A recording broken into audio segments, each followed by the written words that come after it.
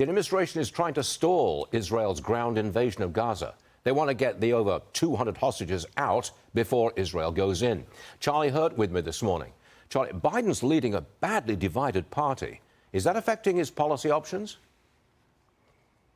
Oh, I think without a doubt, anytime you have to go into negotiations like this and you have the party as deeply as divided as it is, it's a real problem. But you know, the bigger picture, this I think demonstrates why the old adage, you don't negotiate with terrorists.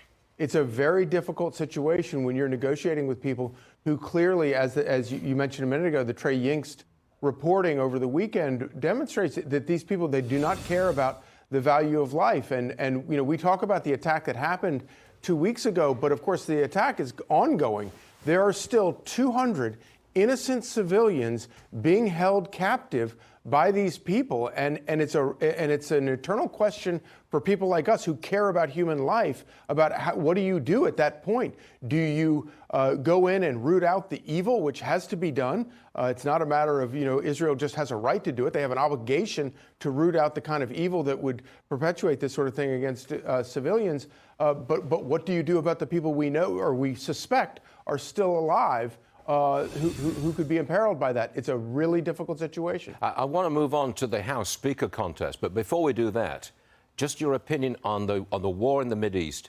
It's not going to be over soon, is it? It's going to drag on, surely. I don't see how it will possibly be over. And I think that when you step back and you look at the larger political situation where we were on the cusp of Saudi Arabia and Israel reaching historic agreement together, the Hamas terrorists succeeded in changing the subject from that. And that's going to hurt everyone involved, especially the Palestinians. House Republicans have released an official candidate list for House Speaker. There are 9 congressmen on that list. All right, Charlie, stop laughing. The Republicans seem to be just as divided as the Democrats. How do you see this playing out?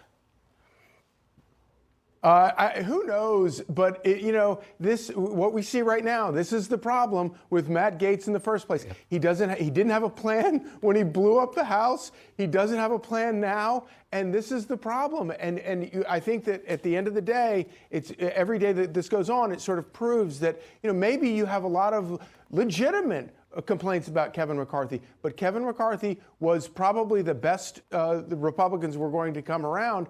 It doesn't matter. Just get a speaker in there. We don't care who's in charge of your little club. Just put somebody in there. This is moronic. You're embarrassing yourselves. Right on both counts there, Charlie. Well said.